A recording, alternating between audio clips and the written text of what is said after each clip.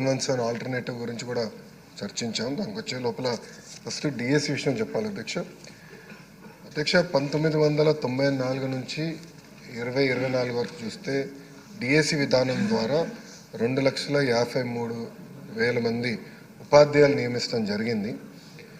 ఒక తెలుగుదేశం పార్టీ అధికారంలో ఉన్నప్పుడు దీంట్లో 1,80,272 ఉపాధ్యాయుల పోస్టులు భర్తీ చేస్తడం జరిగింది. అంటే 71% పోస్టులు ఒక తెలుగుదేశం పార్టీ అధికారులు ఉన్నప్పుడు భర్తీ చేస్తడం జరిగింది అధ్యక్ష.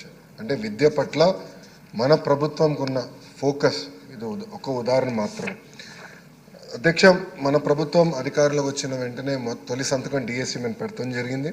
దాంట్లో భాగంగా మేము కూడా చాలా పారదర్శకంగా ఒక టెట్ కూడా నిర్వహించడం జరిగింది. టెట్ నుంచి నోటిఫికేషన్ వెళ్ళే లోపల ప్రభుత్వం 1 మ్యాన్ కమిషన్ వేసి రిపోర్ట్ రిజర్వేషన్ మ్యాన్ రిపోర్ట్ నివేదిక ఇవ్వాలని కోరటం జరిగింది. దానివల్ల ఈ ప్రక్రియ వాస్తవంగా కొంచెం డిలే అవుతాం జరిగింది, అంటే ఎలాంటి సందేహం లేదు.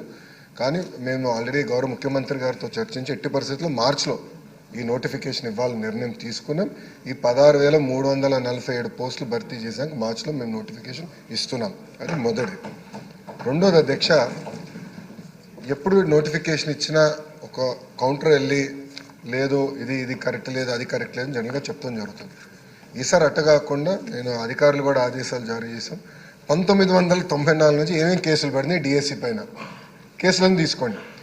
వర్టికల్ హారిజాంటల్ రిజర్వేషన్స్ పైన సబర్వాల్ జడ్జ్మెంట్స్ ఉన్న ఎన్ని స్టడీ చేసి one of the best notification ఇవ్వాలి. అంటే it should stand the test of legal scrutiny. Simple వర్డ్స్లో నేను అధికారులు చెప్పాను అధ్యక్ష. సో మేమందరం బలంగా నమ్మేది it will be one of the finest notification. It will also stand legal scrutiny. So that ఎందుకంటే ఇది చాలా కీలకమైనది. అప్పుడే 16,347 మంది ఉపాధ్యాయులు మనకు వస్తారు. అది కూడా ఈ సంవత్సరంలోనే తీసుకురావాలనేది ఒక లక్ష్యంగా పెట్టుకున్న అధ్యక్ష. గౌరవ సభ్యులు చెప్పినట్లు అనేక సంస్కరణలు మేము తీసుకొస్తాం జరిగింది. దీంట్లో ఫస్ట్ నేను చెప్పాల్సిన జియో 117 ఆల్టర్నేటివ్ మీ అందరికీ ఎక్స్ప్లెయిన్ చేసే ముందల సంఘాలతో కూర్చున్నాం, చాలా చర్చించాం. నేనే ఒకరోజు దాదాపు 5.5 గంటలు సంఘాలతో కూర్చున్నాను అధ్యక్ష. నాన్ స్టాప్ సెషన్ పెట్టుకున్నాం, డిస్కస్ చేసాం. ఐదర్ నేనన్నా వాళ్ళని కన్విన్స్ చేసా, వాళ్ళన్నా నన్ను కన్విన్స్ చేశారు అధ్యక్ష. ఎందుకంటే మన ప్రభుత్వం పరదాలు కట్టుకున్నో 144 సెక్షన్ పెట్టుకుని తిరిగే ప్రభుత్వం కాదు. ప్రజలకు జవాబుదారితనం ఉండాలి, ప్రజలకు మనం సమాధానం చెప్పాలి. ప్రజల దగ్గరున్న ఆలోచనతో సంఘాలు కూడా పిలిచా. దాంట్లో వైకాపా సంఘం ఉంది అధ్యక్ష. దో ఇల్లీగల్లీ రికగ్నైజ్ సంఘం అయినా యాజ్ ఆఫ్ దట్ డేట్ వాళ్ళు రికగ్నైజ్డ్ కనుక వాళ్ళు కూడా వచ్చారు. లోపల ఏం మాట్లాడలేకపోయారు. నాతో మళ్ళీ ఫోటో కూడా దిగెళ్ళారు అధ్యక్ష. బయటికి వెళ్ళి వేరే విషయాలు మాట్లాడారు కానీ లోపల ఏం మాట్లాడలేదు. Everything is recorded. లోపల ఒక్క విషయం మాట్లాడలేకపోయారు. అన్ని వివరాలు అన్నీ బాగున్నాయి అని చెప్పి వాళ్ళు కూడా వెళ్ళే పరిస్థితి. సో జియో 117కి ఆల్టర్నేటివ్, ఎందుకంటే మనందరం కూటమి సభ్యులందరం కూడా మనం హామీ ఇచ్చాం జియో 117 రద్దు చేస్తాం. ఒకే అయితే ఆల్టర్నేటివ్ రావాలి, పకడ్బందీ ఆల్టర్నేటివ్ రావాలి. ఏదో హడావుడిగా చేస్తే మళ్ళీ ఇబ్బందులు ఎదుర్కోకూడదు అనే ఆలోచనతో మీ అందరితో చర్చించిన తర్వాత ఆ ప్రక్రియ, ఎందుకంటే సెషన్ అయిన తర్వాత మీరు అందరు తిరిగి వెళ్తారు, అది ఫైనలైజ్ చేస్తే జియో 117కి ఆల్టర్నేటివ్ వస్తుంది. అది ఫస్ట్. రెండోది అధ్యక్ష, ఆంధ్ర రాష్ట్ర చరిత్రలో మొదటిసారి టీచర్ సీనియారిటీ లిస్ట్ మేము ఫిక్స్ చేయబోతున్నాం అధ్యక్ష. జనరల్గా సీనియారిటీ లిస్టులో ఎంత గందరగోళం అవుతాయో అందరు తెలుసు అధ్యక్ష. ఈసారి సీనియారిటీ లిస్ట్ మేము పబ్లిక్లీ డిక్లేరింగ్. ఉపాధ్యాయులు డైరెక్ట్గా వాళ్ళ సీనియారిటీ లిస్ట్ చూసుకోవచ్చు. సీనియారిటీ లిస్టులో తప్పులు ఏమైనా ఉంటే ఇమీడియట్గా డిఓ గారి దగ్గరికి వెళ్ళి కరెక్ట్ చేయించుకోవచ్చు. ఇది ఎందుకు చేస్తున్నాం, ఇక్కడ నుంచి క్యాబినెట్, ఈరోజు క్యాబినెట్ కాదు వచ్చే క్యాబినెట్కి టీచర్ ట్రాన్స్ఫర్ యాక్ట్ తీసుకొస్తున్నాం అధ్యక్ష. అంటే టీచర్ ట్రాన్స్ఫర్స్ కూడా పాయింట్ సిస్టమ్ చాలా ట్రాన్స్పరెంట్గా ఉపాధ్యాయులకు అర్థమయ్యే విధంగా వాళ్ళు అసలు సీనియారిటీలు ఎక్కడున్నారు, రాబోయే సంవత్సరాలు నేను ఎక్కడికి వెళ్ళొచ్చని మాకు చాలా క్లారిటీ ఉంటుంది. ఇవన్నీ ఎందుకు చేస్తున్నాం అంటే అధ్యక్ష, ఉపాధ్యాయులు కూడా మొత్తం విద్యా వ్యవస్థలో కీలకమైన పాత్ర వహిస్తారు. లేనిపోని యాప్లు, లేనిపోని ప్రెషరు, లేనిపోని పొలిటికల్ ఇంటర్ఫియరెన్స్ వల్ల వాళ్ళు సరైన పాఠాలు పిల్లలకి చెప్పలేకపోతున్నారని బలంగా కూటమి ప్రభుత్వం నమ్ముతుంది. అందుకే ఈ టీచర్ సీనియారిటీ లిస్ట్ కానీ టీచర్ ట్రాన్స్ఫర్ యాక్ట్ కానీ ఇవన్నీ తీసుకొస్తాం జరుగుతుంది అధ్యక్ష. అంతేకాకుండా అధ్యక్ష, గత ప్రభుత్వం పెద్ద పెద్ద మాటలు చెప్పారు అధ్యక్ష. ఒకరోజేమో అంటే మాజీ ముఖ్యమంత్రి గారికి ఆత్మలతో మాడటం చాలా ఇష్టం సార్. ఒకరోజు ఒక ఆత్మతో మాడతారు, పొద్దునొచ్చి ఐబీ అంటారు అధ్యక్ష. మళ్ళీ దాని తర్వాత ఒకరోజు టోఫల్ అంటారు, ఒకరోజు సిబిఎస్ఈ అంటారు. 3 లెటర్స్ డిస్కస్. మొదటిది ఐబీ స్కూల్ పెట్టారా? లేదు.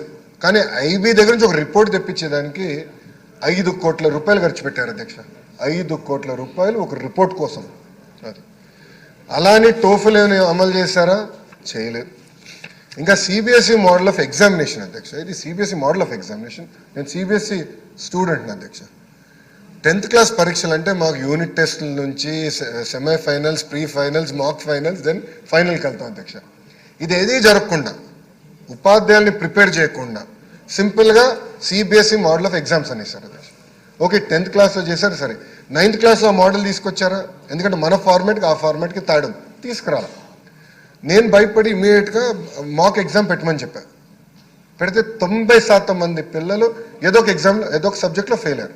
నేను ఎక్కడ భయపడానంటే ప్రత్యేకంగా మహిళలు ఫెయిల్ అవుతే, ఆడబిడ్డలు ఫెయిల్ అవుతే ఇంట్లో పెళ్లి చేస్తారని భయపడతాను. సోషల్ ఇష్యూస్ వస్తాయి ఊర్లో.